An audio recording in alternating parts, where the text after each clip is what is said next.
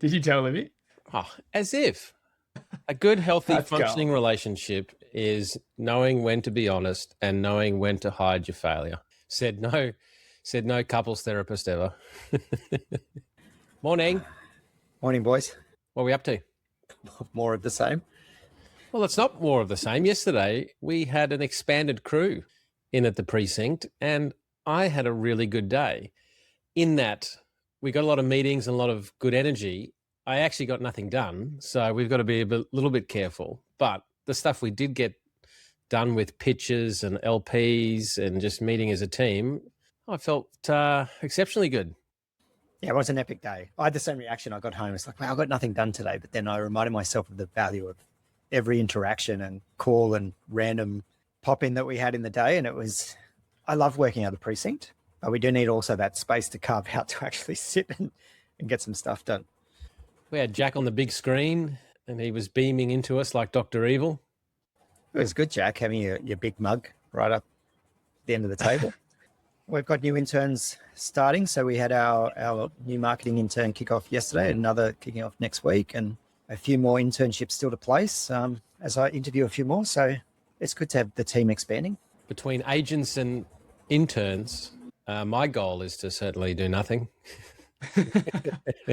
No, not. Yeah, well, this week we added a team member profile for Claude into our Airtable this week because of all the work it's doing.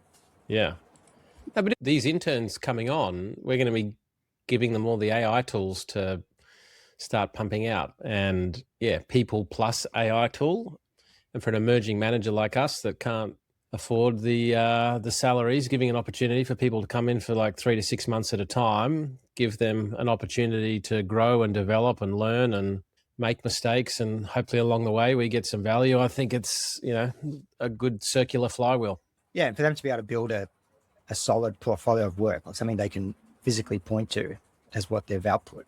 But it is always a reminder. It's like the saying, you don't know something unless you've tried to explain it to someone else. And sitting there with some things that in my mind were incredibly simple, and I'm trying to explain to this intern, I'll just do this and that. Oh, yeah, but we've also got to do this, which means we've got to go and do that. So yeah, I'll give you access to that, and then we'll do this. And before you know it, in my mind, what was a 4-step process is like there's 17 different steps. And so by the end of showing that, saying, hey, you can see this is clearly inefficient. Go hell for leather and change whatever you want to see if you can improve it. Yeah, just the number of systems that we have now, all these little tools that we use. I was realizing that yesterday as I'm onboarding. It's like, oh, wow, yeah, we have a lot of stuff we have to give access to. Well, and I've also re-downloaded Instagram.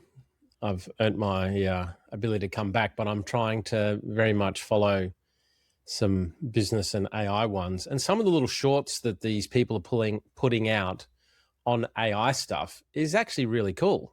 I might actually play one quickly now because I'm going to do this after this episode. If you've been living under a rock, you've probably heard of Obsidian. No, not that kind. It's literally just the most stupidly simple note-taking app you've ever seen. But when you plug it into Claude Code, it becomes an entire neural network for your AI agent. It connects all your thoughts, projects, people, meetings, and ideas in one place, allowing Claude Code to behave in ways that I've never seen before. Like every morning, I have Claude plan my day. And last week, it came back with, you've been talking about rewriting your welcome email since January. You've mentioned it in 4 different notes. You haven't started. That's your priority today. Or the other day, I was building a landing page and Claude went into my vault. It found a transcript of a client call I had 3 months ago and pulled out an excerpt to use as a testimonial on the landing page. But that's the kind of wild shit that happens when your AI actually has context. I wrote a simple guide on my Claude Obsidian setup, and you can even give it to Claude and say, set this up for me.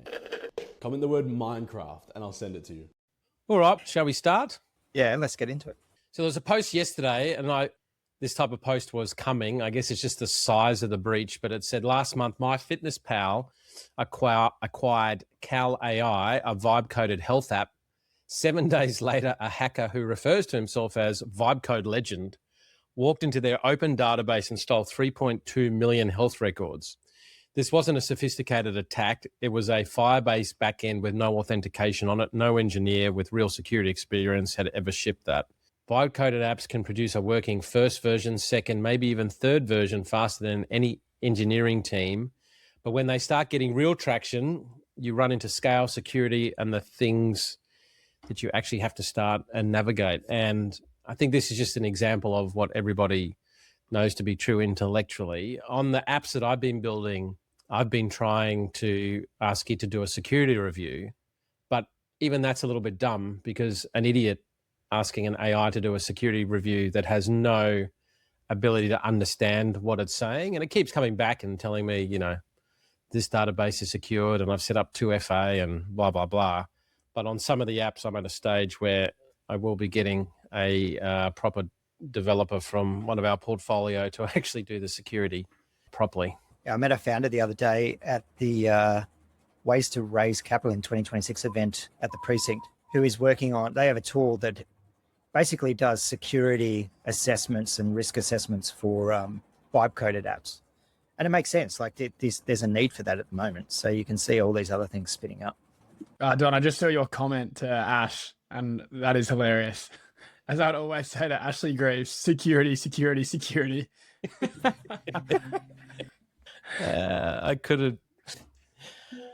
I will absolutely acknowledge publicly on this podcast, Ash has always been right with regards to security. And because I am a small, immature little man that doesn't like being told what to do, I often push back incorrectly, and I'm sorry. That was a great comment. I mean, the other failure points in this example they've given is the due diligence during their M&A activity to actually pick this up, and then post-acquisition, the integration piece, like someone internal should have picked all of this up. Yeah, and it dovetails even, the big end of town, now that Mythos, without jumping to charts too early, here's the chart that has been going around of the different levels of like web application exploits, reverse engineering and crypto analysis, advanced persistence, infrastructure compromise, all the way through to full network takeover. That's what the Mythos preview has demonstrated, and why everybody has shit the bed a little bit. I find some of the messaging around it all a little bit too cute, and does strike me as like the world's greatest marketing campaign, but it does seem to be reasonably serious with some of our large corporates negotiating to get access, because I guess it was always going to happen once AI models got to a certain point and you could just say unleash it onto a network and go and find the vulnerabilities. This sort of makes sense, and maybe we're at that point now. Yeah, I think so. And then speaking of Anthropic, and this is one of the challenges that's keeping LPs on the sideline, I think, a little bit, because it just moves so quickly and who's going to survive. But Mohammed Krizi posted a little post. Lovable's $6.6 billion valuation looks fragile right now. Anthropic is building an in-chat builder inside Claude. Leaked screenshots show it generating landing pages, chatbots, photo albums, and plain text prompts. The way Claude is taking over, Claude Code, Claude Cowork, when you look at your Lovables, your Replets, once I really get my head around Claude Cowork and Claude Code, I'm not going to be using Replit anymore, as long as all the features sort of copy across. And this would seem that I agree. I would, if I was a Lovable or Replit shareholder at the moment, I would at least try to get a secondary sale away so I had some bloody liquidity. Yeah, I agree. And we've talked about these ones before, like looking at where is the durability.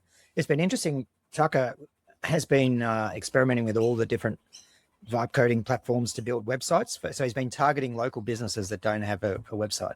Oh, and he targeted me yesterday. Very good. He came and hustled, and he's got hustle, that kid. And so he's now experimenting with Claude, and he's actually preferring it over things. Base 44 was his go-to before. He tried Replit, he tried Cursor, but now he's saying Claude pretty much does it, and there's less restrictions. Like the billing is much better. So yeah, I'd be nervous if I was shareholders in these companies. But I think like their growth rates of that, like they're ridiculous. I think if you do take secondaries at each round, like you're still going to get a great outcome, even if the final outcome is graveyard. Yeah, totally. But I think that's the point, right? It's taking secondaries at each round and being willing to lose a little bit along the way, which So I said in last episode, I accidentally made a few dollars, but I just got too nervous because it was ill-gotten gains. So I sold all of those options. If I'd held to expiry, because have you seen the S&P? It just keeps going. It keeps climbing the wall of worry and going up. I haven't done the full calc, but I think those options would now be worth like 30 grand. But Holy. I just couldn't, like, I'm just not built for YOLOing anymore. Like I went with the casino with my wife a while ago, and I put $20 on roulette, and it was the most anxious I have been in a long time. Something has happened where I'm happy to take big venture bets that will determine the level of education my children get long term, but like short term stuff that my body goes to jelly. I'm the most boring person at a casino. I put $20 down, and if I double it, I'm out. I'll walk away with my 40. I'm happy. Back to something useful. So this chart here, speaking of Anthropic, so this is going back to 2023. This is from the Financial Times, and this is the share of paid subscription to AI models, platforms, and tools. And so in 2025, there was just an inflection of OpenAI, and Anthropic started. But from middle of 25, OpenAI has actually been very flat, up and down. And Anthropic just continues to accelerate unbelievably. And I think OpenAI is going to again demonstrate to people a lot of the stuff that we talk about. One, integration versus disintegration internally. When you have a look at the leadership ranks, and keep in mind that Dario came from OpenAI and was spat out, but OpenAI's revolving door of executives and internal executive conflict, it just inevitably sucks energy away from execution. And then OpenAI shutting this week, what was it? Sora?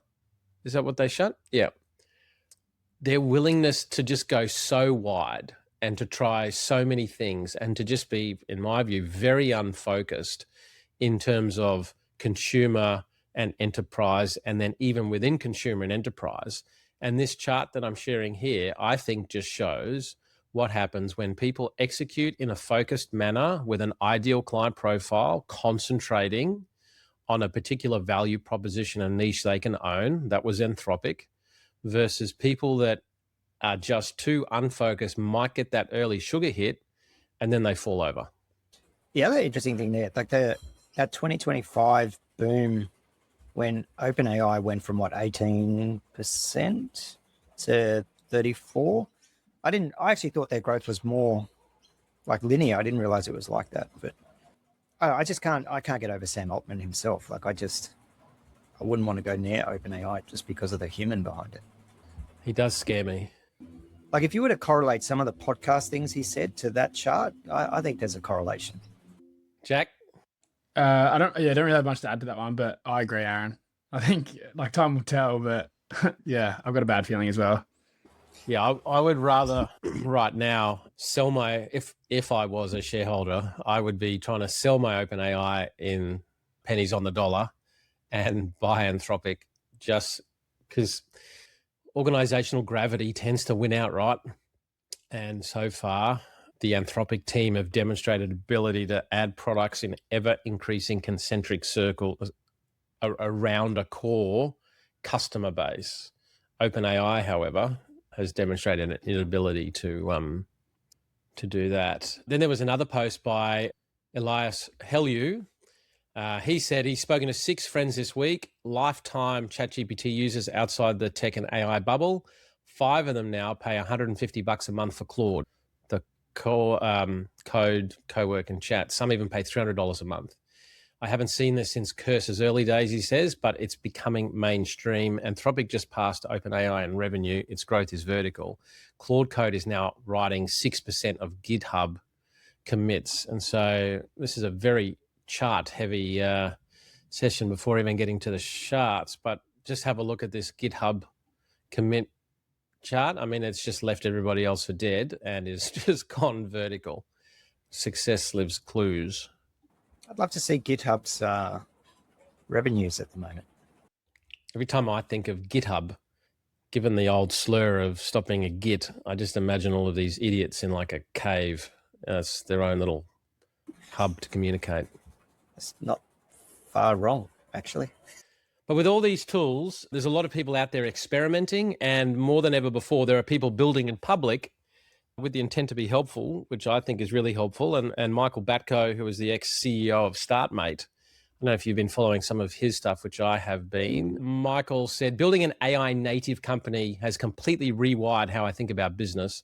I'm building a company from scratch where AI isn't a tool we use, it's the infrastructure, actually rethinking every part of the company, sales, ops, client delivery, internal tools. It's the most fun he says he's had in years. I'll put a link to it. He's building out a business in public using all of these tools. And whilst his will be different to a lot of others, some of the core things are the same, right? Like when you have to do ops and client delivery and sales. And so I love it when people do this so we can all learn. Thoughts? Yeah, I'm really keen to read what he's been working on and the different platforms he's using and how he's integrating them. I'm looking forward to it. Well, this isn't in public because there's a little bit of IP that we have to sort of manage, but Tribe and a few others and a few of the Performance VC team are going on the 24th of this month. So that was that next Friday. Going to do just some online sessions sharing what everyone's doing in agents and OpenClaw and Claude and what have you. So if you would like to join, just shoot us a note and I'll add you in. The only thing is that this is for people that have OpenClaw or similar running, ready to roll, and are at least using it. We're trying to keep it more sort of at the advanced side rather than the basics. And the reason why I've done that is that it's forcing me to go and get my environment set up because I keep running out of time. So by having that in the calendar, I've got my machine. I'm then going to go and get it done so I can turn up like I'm a cool kid. I'm looking forward to it. And likewise, I've got to go get my other desktop set up so I can actually be running it. After having installed it all on my laptop and then freaking out and removing it all, I need a sandbox environment. Do you need a spare machine, Jack? If you got a spare one, yeah, for sure. All right, I'll send you, Jack. Because I was talking to Libby this morning about stuff. She's like, well, why would you want to do that? I'm like, well, let's say I was in a meeting. I'll go to my Telegram and I'll say, please call Libby and ask. And she's like, well, why wouldn't you just send me that message? I'm like, yeah, fine. Okay. So I just gave up. It's like, where's the, hello, this is Don's agent. He would like to tell you that he loves you. Oh, this reminds me of Jack telling us we should just ditch our entire elaborate top of funnel activities and just pick up the phone and actually call someone. Yeah, that's it. Yeah. Yeah. So I'll put a link to that. I suggest following. And if anybody wants in on the 24th, and I have a feeling we're just going to make it monthly, the last Friday of every month. And if you're in the more advanced camp, come and we'll just share.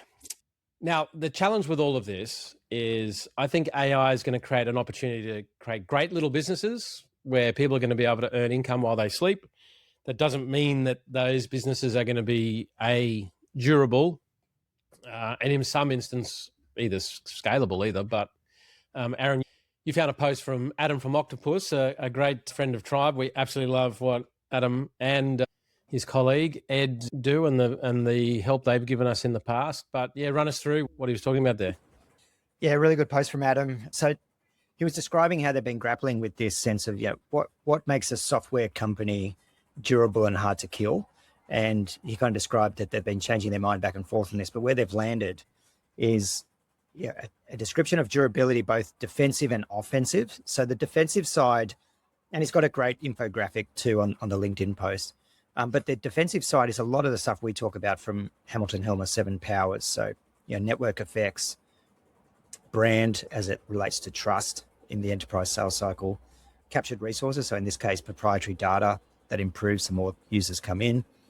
One that he refers to is ecosystem leverage. So how much is it integrated across partners, channels, and all different systems, which probably in our vernacular is kind of like too widely used to fail, like too big to fail because so many people need it to win.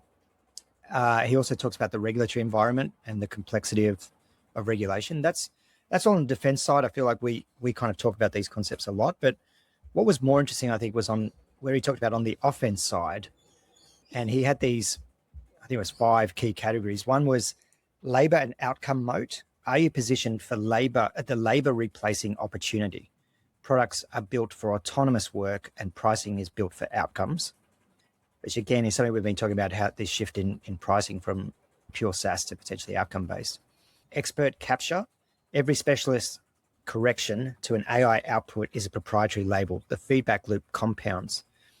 This one actually reminds me of something Joel Pobar said when he's looking at investment, is does the AI compound the value creation? Then he's got orchestration, becoming the brain of the operation, the thing that glues a multi-system, multi-agent workflow together. Inference efficiency, as in scalable unit economics, and then autonomous workflow expansion, where he says the best AI products find their own next job inside your workflow without anyone asking or prompting. So I like it because it gives a nice framework for founders to look at and do a bit of self-assessment. And then he's also got another graphic there where he actually ran some existing known companies through that scorecard. So a good little one for founders there just to self-assess. And so he put Viva, HubSpot, Freshworks, and Sprinkler through the scorecard. Sprinkler, according to this scorecard, is probably in trouble, but Viva, because it's got data that compounds, network effects, technical depth, distribution advantage, brand and trust, switching costs, ecosystem leverage, and regulatory depth, comes out as a fortress. This is an awesome little tool for those listening on the YouTube version. I've been sharing the screen, and we will put a link to this in there, but I'm certainly going to go and put all of our portfolio through this, plus companies we're looking at. And if you don't come out with a good score, the question you got to do is, well, what can I do to tip the score in my favor? Yeah, my immediate next thought was throwing all of this into Claude Code and coming up with a little self-assessment survey of some type that could actually give you a scorecard of your own. But yeah, very valuable for any founder listening. Absolutely take a look at it. Would that be hard to do for the port code? Like, is that a hard task to do on Claude Code?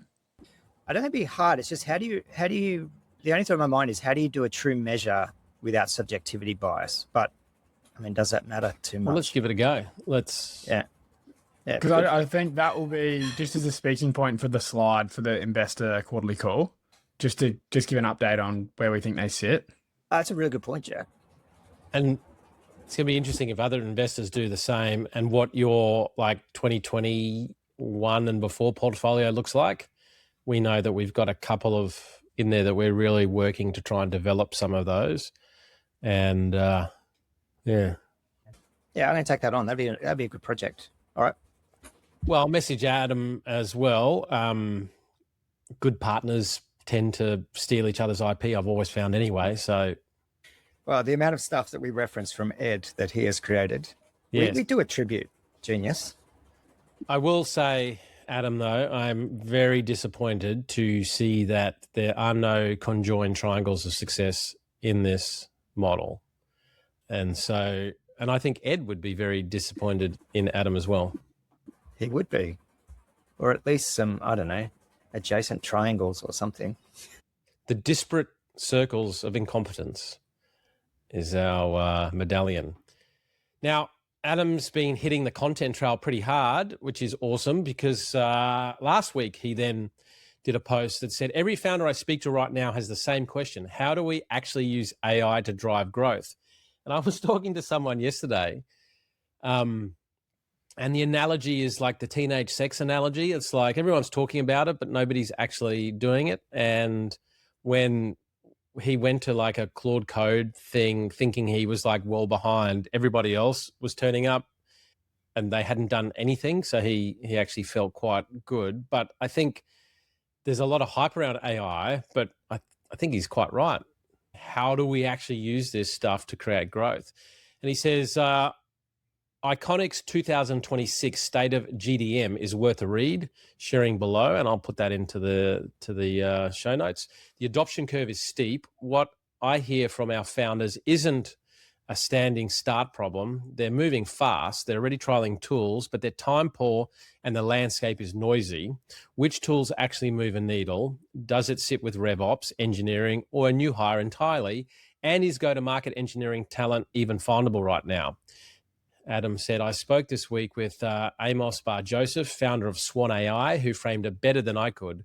Go-to-market engineering capabilities is the bottleneck. All these new AI GTM platforms promise you 100% output. The challenge is you just don't have a dedicated person sitting on top of the entire thing. And I think that's definitely right. Adam and I were in a meeting this week where the founder was talking about trialing some stuff. And this is just one thing to share with listeners. They said, we've got a 3-month proof of concept, to which both Adam and I think, spewed up our Wheaties, because there's no 3 months proof of concepts in the world that we're living in.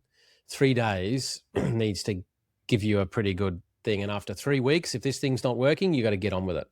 The idea of sitting on your ass for 3 months to sort of do a proof of concept while the world is moving this quick is just insane. And so I just throw that little bit out there in terms of some of the energy required to test and trial and do these things. But I think this was a good breakdown. I look forward to getting into the report. Yeah, likewise. I would love to actually see the individual applications, like AI tools in each of those levels of the funnel as it's broken down, because they give categories, but I'd like to actually see what tools are we not across that we could experiment with. But yeah, keen to read the full report on it. One of the comments on his post that seems to have gotten quite a bit of engagement was the orchestration layer is the real product. We run multiple AI agents daily, and the hard part is never the individual tool. It's managing the handoffs between them. Teams that just stack tools and hope for magic always hit a wall. And I think that is a really important point, and we're seeing that as well, that you can go and create little individual agents. It is that orchestration problem, which is why I'm keen to really get more into OpenClaw and co-work and what have you. But the people that are getting success in this space seem to have really got orchestration of all of those agents down pat. Yeah, I wonder how long it'll be before Claude starts releasing some of, I know it's got a Chrome integration, but I'm finding it really buggy and not working that well. I'm just wondering how long before these handover things become native. Just changing gears a little bit, because this morning, you may not be aware, but we currently have one of the 2 oil refineries that Australia has is on fire. And the article says, refinery to have catastrophic impact on Aussie fuel supply. So you can never exactly guarantee why a plane crashes, but it tends to be a whole series of things. So of course we had to have a refinery fire now. But one of the things I had in the article was actually an article out of Rampart, which is Joe Aston's publication. I won't read the whole thing, just so I don't get in trouble with Joe and end up being spoken about. But I thought the article was quite good. It says the war against Iran has produced an extraordinary volume of financial analysis, barrel per day disruption estimates, oil price forecasts, rerouting costs, inflation pass-throughs, insurance repricing.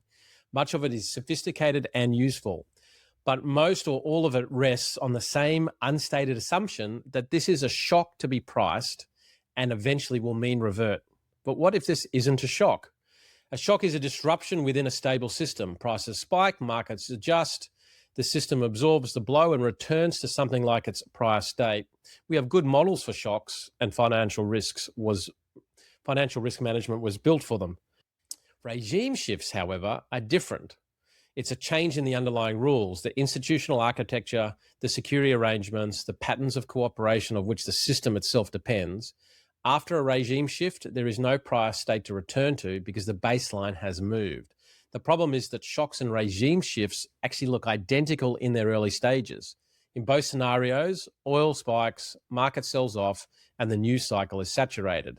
The only difference becomes apparent through structural lenses, and by the time it's obvious, most of the valuable decision-making window has already closed. Just take the chain of dependencies of the Hormuz closer that's been exposed. South Korea and Taiwan produce virtually all of the world's advanced memory and AI training chips. Both countries draw a large majority of their crude and much of their LNG from the Gulf. The chips also require helium, sulfur, and bromine, key inputs to silicon wafers, largely sourced from the same region. For 80 years, the US was the world's stabilizer. It is now the principal disruptor.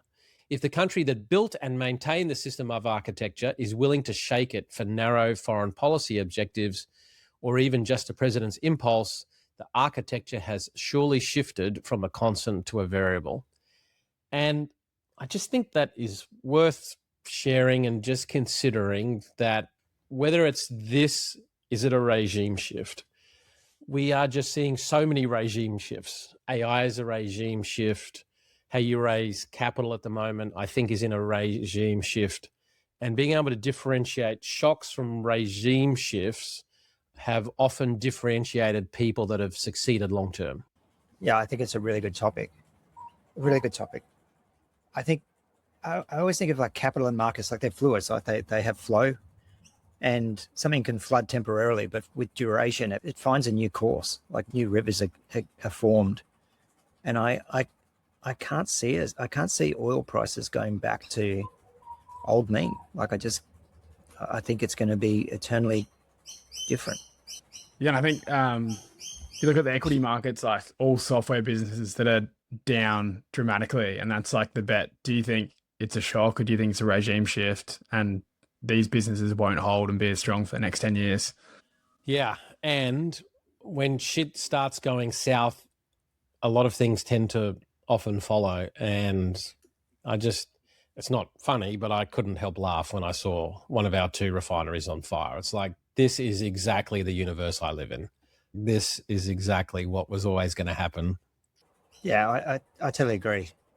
I always think about this when indicators of markets are that they're in a bubble. There'll be some event, it may be completely disconnected causality, but that triggers the correction. But then you look at things like this, like it's just like, yeah, it's not surprising. Yeah, of course the oil refinery is on fire.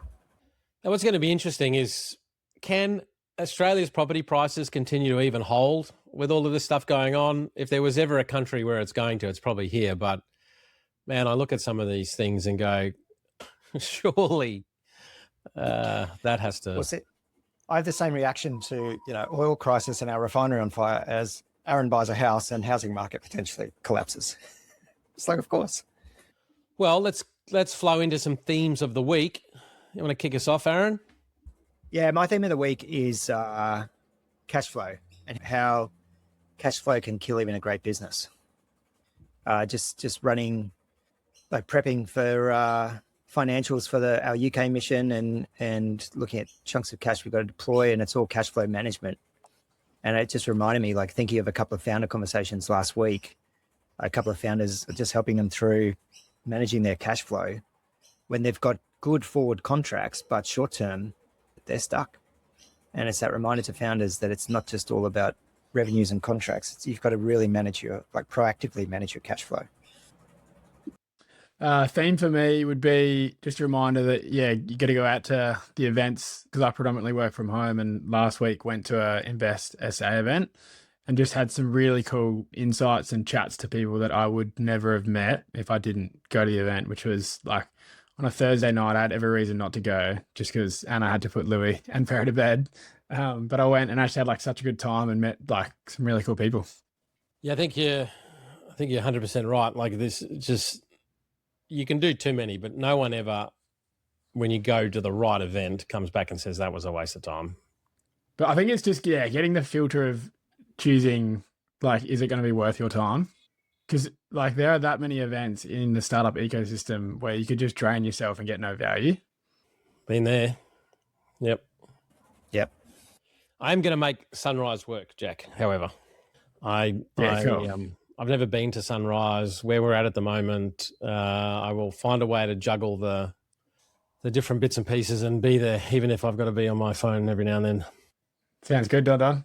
Yeah, my theme, it actually sort of just came from Aaron and I got to have a chat with Gopi from One MRI yesterday, and I won't go into the ins and outs, but just I reflected afterwards that, like, even when you're doing really well and you've got a lot of success, conflict, as in like good conflict of when the world is my oyster and I could do so many different things, you've also got to be careful that good conflict doesn't like stop you making decisions or has you overly focusing one area and another. And talking with Gopi, I was just reflecting on myself and us, and they've got such the fundamentals of an amazing team with Gopi, Andrew, and Vu, plus the team that they've gone and built. They've got such a big market that's global. Their first sort of beachhead is doing so well. The challenge of deciding what to do and when, and capital allocation and whatever else is not just for people that are suffering. It's also, and if not more, for people that are actually hitting it out of the park. And it's a core skill of being able to make those decisions really well. Yeah, that's a good one. It was a really good conversation yesterday. And I know we've shared it on this podcast before, but I'll just share it again because I find it helpful. But vision and mission, I think, are often poorly executed and used in organizations, and that you should separate your external marketing vision and mission to pump up customers and make them feel good from your internal vision and mission, and making it that everybody can understand the framework that you're using. And the one that I like is just following the military analogy. Like, the vision is to win the war, and you've got to have your version of winning the war, and it's got to be inspiring and uplifting, empowering. And that war and that vision probably isn't going to change all that often, right? Like, that's the guiding light. But in order to win a war, you've got to have a series of successive missions. Today we've just got to get to the beach. And then tomorrow, once we've got to the beach, we're going to get to the top of that hill. And then the next mission, mission number 3 is to get from that hill over to here. And where a lot of founders fuck themselves is they try and have 5 missions all at once, and they split their army up too much. And so being able to sort of rally the troops, so to speak, of, the vision is to win the war, and you've got to be really clear, and you've got to make sure people are excited to win that war. But being very clear to say our internal mission for the next 3 months, 6 months, 9 months, whatever time-bound thing it is to achieve these particular outcomes. And you probably can have a next mission at least understood and in the wings. And so just so you're aware, team, once we've got that one, we will be going to that next one, but we're not going to do that until we've got that. And then even wars have values. Like, there's a reason why there's war crimes. There's even a value set of how you're going to fight and how you're going to work and how things are going to look along the way. And so being able to have a methodology of like vision, mission, and values, and the values, like there are some value statements in terms of the way you want to work and how you want to work, and a whole range of different things of how you're going to execute these missions. And if you do enough successive missions, you will get closer and closer to your vision. And so I just like that kind of approach because it's simple, it's easy to understand. And then it breaks it down into some chunks, because sometimes the conflict is like one mission at the moment is to go and take the beach, take the hill, take the valley. No, that's actually 3 missions. Just break it down, and let's just concentrate on getting that initial one. And I think that is a simple way to go about it. And if you don't think that you've got all of that clear, go and get it clear. And then your role is to regularly communicate and keep reminding people that sometimes point the boat to a different beach. It's like, whoa. Remember, our mission is this beach. Come back. There was one thing you said in there, Don, I really loved in particular, and it was the decide how we're going to fight. Like, I think having that conversation up front and setting some frameworks before you get into conflict would be so bloody powerful. And does the way you want to fight align with actually achieving your vision? Because sometimes it doesn't. If you've got a vision and a mission and it requires a certain value set and you're not willing to do that, well, you're in trouble. And so you actually have to sort of get alignment and make sure all of those things sort of feed into each other. But it is, you see it all the time. There's big vision and even the missions are clear, but the values of what we're willing to do don't actually align to what needs to be done in order to achieve success. It's like, that ain't going to work either. All right. Should we get into some charts? Now, the beginning of this charts is actually a link from A16Z that was sent by the great Lee Ford from UEF. And it is just called Charts from A16Z. This is unbelievable. Like, I wonder if they've made a mistake here, but have a look at this. Like, this is a chart of the global venture dollar volume by stage in angel, early, late stage, and growth. Q1 2026 is like 300 billion, and the prior high was like 120 billion. Talk about money being sucked up into these companies. AI companies raised 242 billion of the venture capital, and that's not even a venture chart. Like, that is just insane. Seed dollars up, but deal count is falling. So more money is going into fewer companies. And they target the construction industry. And they said, here's a chart that should bother you. Since 1950, labor productivity across the US economy has roughly tripled. However, labor productivity in US construction has gone nowhere. And what they sort of point out is like the bulldozer, the excavator, the jackhammer, all that machinery was actually like a 50s, 60s phenomenon. And we haven't really brought much else on. And so they're actually betting that AI plus robotics is about to create a boom in construction adoption. His jet fuel prices have roughly doubled in 2026. It just makes me nervous for our international missions, I must admit. The price of bloody fares, that's going to be interesting. Now, jet fuel prices have led fares by about 3 months. And so when you have a look at the jet fuel pricing and where fares are, and fares haven't really moved all that much, I think we need to pre-book the next 5 years' travel if we can. And the reason why they often haven't moved is because the companies have got hedging in place. And once those hedges roll off, then we're all a bit screwed. They're looking at the semiconductor market could double to 1.6 trillion by 2030. So this is a chart showing 2024 to 2030 in terms of consumer, industrial, automotive, wireless, and computer storage. And then this, again, if you think of fuel, but what about our food and everything else? Here's a chart. The Strait of Hormuz is a choke point for fertilizer, not just oil. And the share of urea, ammonia, and LNG that comes out of the Strait of Hormuz is rather significant. And my brother-in-law's family is a big farming family out of Perth. They've not only struggled to get the tens of thousands of litres of diesel they need to run their big operation. In some instances, even if they got the diesel, they can't get the fertilizer. And so they're forecasting a significant drop in output. So then some more random ones, getting more into shark territory. So this came a call that Adam and I were on the other day where someone was presenting on the enterprise values for SaaS companies. And part of the conversation was there are SaaS companies that you can buy for 0.5, 0.71 times revenue that are profitable. And one of the questions asked was like, why the hell would you sell your business if you're profitable? Well, if you think AI is going to destroy your product, it doesn't matter if it's profitable today, you may as well get out with something. And so some case studies of where like tens of millions of dollars were raised, they were happy to get out with a few $1 million because at least you could, have a little bit of money for a nice car. And that 10-year journey only delivered that. This is a chart reminding people of bear market rallies. And so in the 2000 to 2002 come down of the tech wreck, there were a lot of rallies of 19%, 21%, 8%, 21%, 12%, only for the market to fall still 50%. And bear market rallies do very much suck people in.